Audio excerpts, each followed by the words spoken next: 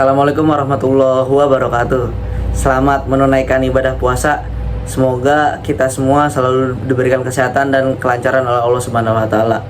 Kepada yang terhormat dosen pengampu mata kuliah penulisan berita dan artikel, Bapak Dr. Adi Kusuma MSI, yang semoga selalu diberikan keberkahan dan kesehatan oleh Allah Subhanahu wa taala.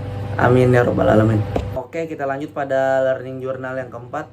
Di sini kita akan mengulas dan memahami materi secara tepat untuk meliputi menulis pada suatu berita dan artikel. Yang pertama ada teknik peliputan berita. Proses peliputan berita melibatkan 3 teknik utama. Yang pertama ada wawancara, kedua ada observasi, dan ketiga ada pada riset. Kita sebagai reporter harus mampu beradaptasi dengan kondisi di lapangan serta memiliki ketajaman dalam mengamati dan menganalisis suatu berita. Yang pertama yaitu ada pada observasi. Kita harus mengamati secara langsung peristiwa yang terjadi. Yang kedua ada wawancara, di mana kita sebagai reporter harus mengumpulkan data 5W1H. Yang ketiga ada pada riset, yaitu pencarian informasi secara ulang dan memvalidasi data yang kita peroleh. Yang kedua yaitu cara penulisan berita. Berita adalah laporan peristiwa terbaru. Tidak semua peristiwa bisa dilaporkan karena hanya peristiwa yang mengandung nilai berita saja yang kita bisa beritakan. Penulisan berita memerlukan teknik tertentu agar menghasilkan berita yang efektif dan efisien, sehingga dalam penulisannya dibutuhkan rumusan yang dapat digunakan oleh para jurnalistik. Karya jurnalistik memang ditujukan untuk khalayak luas, maka diperlukan rumus dalam pembuatan berita. Rumusan berita digunakan untuk memudahkan pembaca dalam memahami informasi dan juga redaksi dalam memproses suatu berita. Ada 5 rumus dalam penulisan suatu berita. Yang pertama yaitu rumusan umum. Di sini menjadi panduan dalam menuliskan sebuah berita, yakni adanya 5W1H, di mana sebuah berita untuk menjawab rasa penasaran dan pertanyaan mendasar atas hal tersebut. Yang kedua ada pola penulisan pada piramida terbalik, yaitu mempermudah pembaca dalam memahami berita. Urutan pada piramida terbalik yaitu judul berita, teras berita, tubuh berita, dan informasi tambahan. Yang ketiga ada judul dari berita atau biasa kita sebut dengan headline. Isinya wajib yang pertama ada provokatif, singkat dan padat, relevan, fungsional, formal, dan beritanya harus spesifik.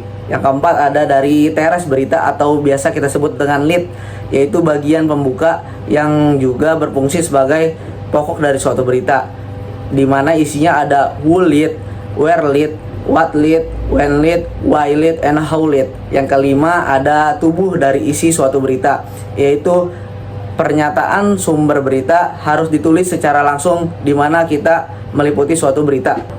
Oke teman-teman, pada pembahasan yang ketiga yaitu ada dari tujuan penulisan berita, di mana menyampaikan informasi teraktual kepada masyarakat agar informasi yang disampaikan harus jelas dan mudah dipahami oleh para pembaca.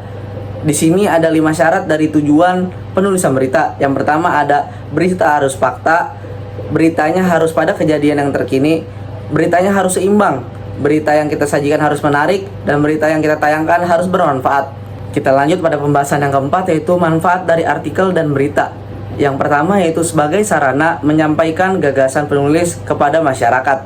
Yang kedua sebagai sarana publikasi hasil pemeriksaan secara ilmiah, bisa kita upload pada jurnal dan karya ilmiah. Yang ketiga untuk membantu penulis berpikir secara sistematis. Dan yang keempat membantu seorang penulis memahami masalah yang terjadi di masyarakat.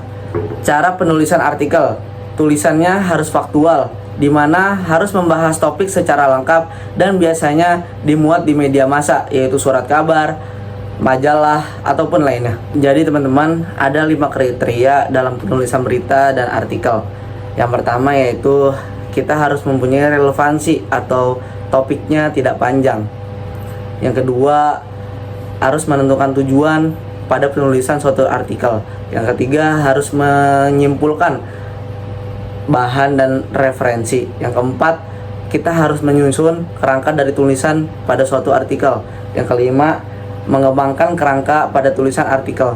Pada pembahasan yang terakhir ada saran daripada praktisi, di mana kita sebagai jurnalis perlu meningkatkan keterampilan melakukan peliputan pada suatu berita. Yang kedua ada berita harus dituliskan secara fakta dan terverifikasi. Jurnalis dan penulis pada artikel di era digital harus mampu memanfaatkan informasi pada berita dan diliputkan di media digital. Yang keempat, perlunya kode etik pada jurnalistik yang diterapkan pada proses peliputan data dan penulisan berita pada suatu artikel dan berita. Kesimpulan daripada suatu pembahasan kali ini yaitu kita harus persiapkan dan kita harus catat apa saja yang harus kita liput dan apa saja yang perlu kita tulis.